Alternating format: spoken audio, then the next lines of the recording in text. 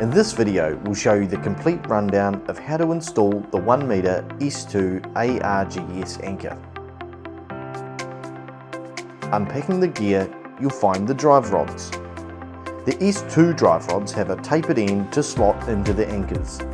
The other end fits into the jackhammer and is the same fitting across the S2, S4 and S6 range of anchors. You have the tensioning kit supplied by Cirtex. Inside you'll find the tensioner, the wire cutters and 2 spare drive rod tips. If these tips break due to wear and tear, there's a section at the end of this guide showing how to replace them. Then you'll have an electric hammer. This generally will be supplied by Cirtex. Each S2 Platipus ARGS anchor comes with a 1 meter long wire tendon, a load plate and a wedge grip.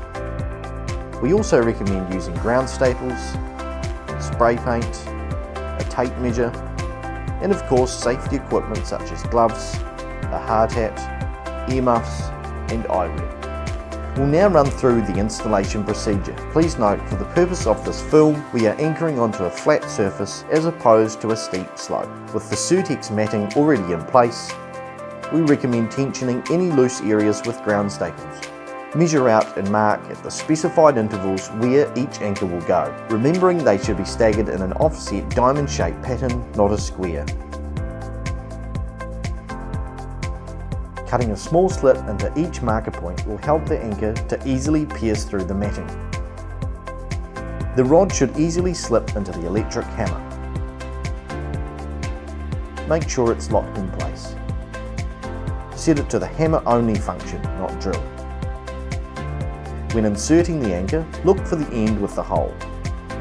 Slip it over the end of the drive rod, then pull the wire tendon towards you, keeping hold of it in one hand. Place the anchor into the cut you made in the matting.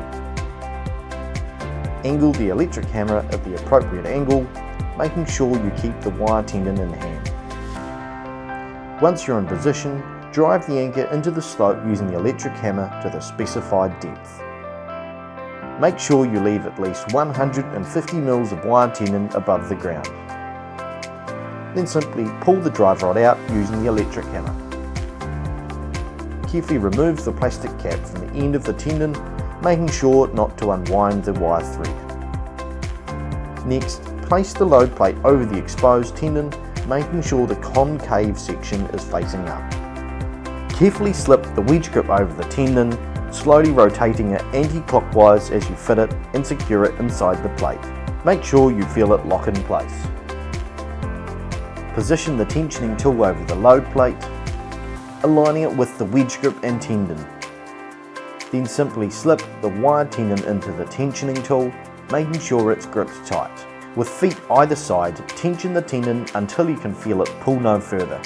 Depending on the soil type, you can expect the tendon to extend approximately 150 to 250 mils before it becomes hand tight. Should this exceed approximately 250 mils and not appear to properly tighten, contact your local Cirtex representative for advice. As a quick test, you should be unable to lift the sides of the plate. Cut off any excess tendon using the wire cutters. Continue installing each anchor in this offset formation. If you need to replace the S2 drive end tip, we recommend heating it slightly to expand the metal. Using a small punch, gently hammer the punch through the hole in the side of the drive rod. You should feel the rod release. Be careful not to touch the heated tip without gloves. Once the rod is cooled, take a new rod tip and gently hammer the new tip into place.